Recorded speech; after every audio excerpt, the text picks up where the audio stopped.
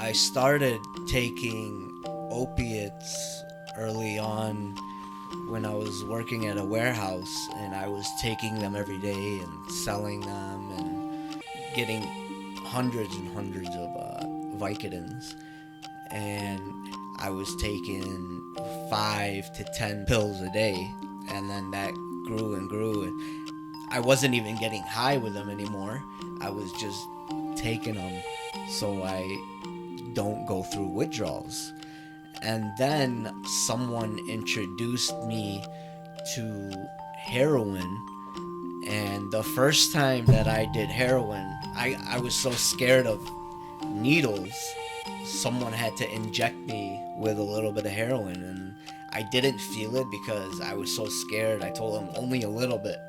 But then I wanted to go back again. I was a week later, I was sick, and I was like, hey, do you have heroin again?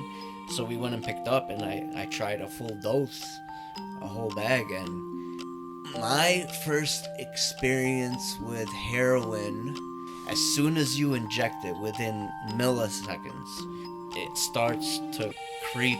Like the warm feeling travels from your arm to your whole body, and then to your head, and then it is just instant euphoria. And it, the best feeling I've ever felt in my whole life was right then, and I wanted to feel that again. So I was taking that every day. I was spending to like $50 to $100 a day with bags. And so when I didn't have money, I would steal. I would go to Target and Myers and steal electronics and then pawn it to the pawn shop, because I didn't have anything in the house to pawn, because I've already did that. So yeah, I was stealing, and then finally I got caught at Target by loss prevention. I went to jail for that. I did a theft program. I was on probation. I did that. But that wasn't the first time I went to jail. The first time I went to jail was while driving. I was injecting myself. So this one time I was driving up Hoover, past 8 Mile.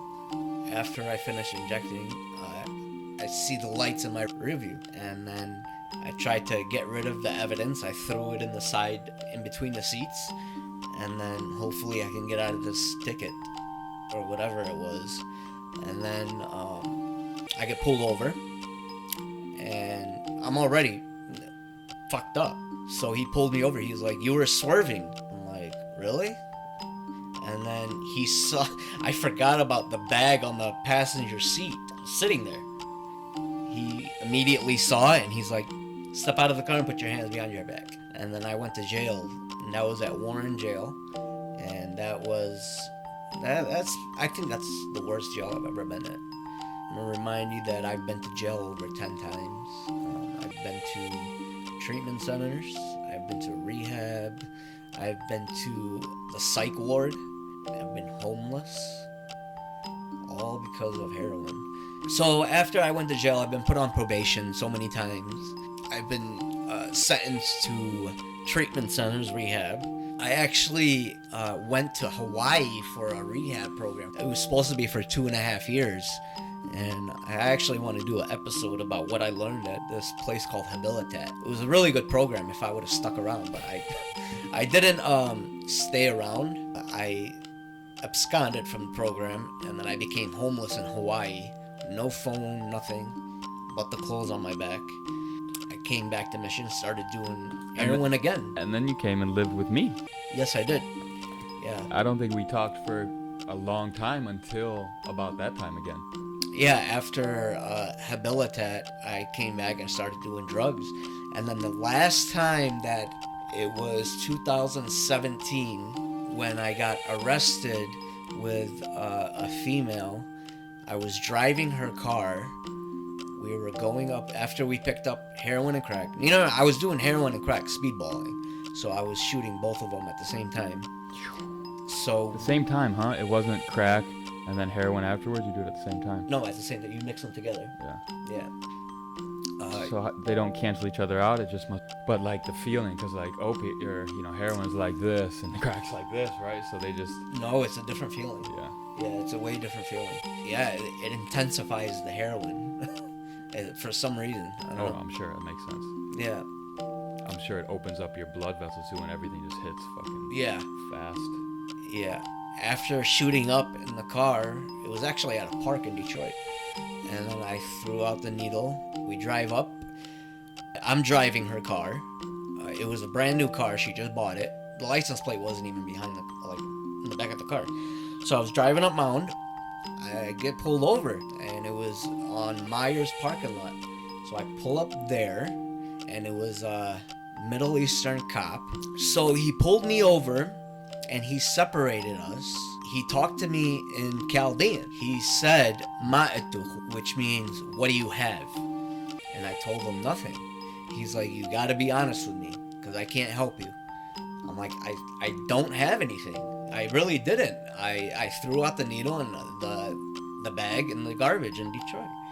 So I knew I was good. Like, I didn't have anything. What did he pull you over for? I think it was speeding. He searched the car, and he found a crack bag underneath the driver's seat, which wasn't mine, it was hers. But she denied it, and she said it wasn't hers. So I had to take the blame for that, and I got arrested for under 25 grams of crack. So then I was sitting in the jail cell. I knew then that I didn't, even if I got out of jail, I didn't have a place to live because my family were done with me. Where were you living at this time? At my mom's house. Yeah, I was still living in an apartment at my mom's house. And I couldn't go back there. My sister was done with me. My brother, he wasn't even talking to me at that time. And I didn't have any friends. I didn't have anywhere to go. So I knew in the back of my mind I was going to be homeless when I got out. What do I got to do? I gotta change. Like, either I'm going to change or I'm going to die. Like, there's no other way around it. And so I heard about this program called Drug Court in Warren, and other inmates were telling me about it, and they were saying, it's the hardest program you can do. You can't finish it. It's a setup for failure. And then right then and there, I was like, no, I'm going to do it. I'm going to finish it, and I'm going to do everything I can to quit. So I did Drug Court. It's a very intense program. You're drug testing 5 times a week. You're going to court every week, and then you got case management every 2 weeks, and then you got therapy every other week, and you have to go to meetings. And I didn't have a car, and I didn't have a place to live because I got sentenced to rehab. It was a 3-month rehab program, and then after that, I didn't, like I said, I didn't have a place to go. So Drug Court provided me a 3-quarter house to live at, and they were going to pay for my rent for 3 months. Okay, that's a start. I didn't have a car, and my license was suspended. So they gave me a bus pass, and then throughout Drug Court, it was a free bus pass. After rehab, I went to the 3-quarter house. That time is very crucial because you're getting out of jail. You're free, but not really free. But you're still free. You're not in jail. In that period, it's very dangerous because if you use when you haven't used for so long, that's why people overdose and die, is because it's out of their system and they go back to what they were using, the same amount they were using before, and they end up overdosing and die. I wanted to stick with the program. I wanted to do good because I promised myself, no matter how many times people kept pushing me to get clean, I never did it because everybody else was pushing me to do it. I wanted to do it for myself for the first time. And that's why I think it was very successful, because I wanted to change for myself and not anybody else behind my back other than Drug Court, So yeah, I stayed at the 3-quarter house, and I chose to stay an extra month because I wasn't ready to go back home at my mom's house. So I stayed an extra month in the 3-quarter house, And when I was ready to go, that's when I went back to my mom's house, and that's when I started, it kept getting easier and easier, and I wasn't going through withdrawals. That stopped in like the first month of rehab. When you hit a rock bottom, when I became homeless and I lost everything and I didn't have anywhere to go, I think that was my rock bottom. Slowly, everything kept getting better and better. I was working and saving money, and I got my first car, and I was paying for my insurance, and that is just that feeling. That's what I wanted to chase. That feeling of being independent and doing better. So I finished drug court in 60 months because I didn't have no warnings or no sanctions, and I was one of the 18 people to finish drug court with no sanctions or warning. So I feel pretty proud of that, because everybody that was in drug court with me, they got warnings and they got sanctions. They'd be sentenced to 3 days in jail, 1 day in jail, because they wouldn't pass a drug test. And yeah, you can't cheat that drug test. And I was self-conscious about the drug test. I was worried about the drug test because I was afraid of peeing in front of people. I couldn't do it. But I was like, listen, if I don't do this, I'm gonna go to jail. So it worked out. So yeah, ever since then, my life every day has been getting better. I ended up getting married, and then now I have 3 beautiful children, a set of twins and a 2-year-old. And yeah, I haven't looked at heroin or crack ever since then. Well, I commend you, brother, because not everybody makes it out, right? As you know. It's an interesting point, and it's wise that you realized that you couldn't change until you did it, until it was up to you, until it was for you, and it came from you.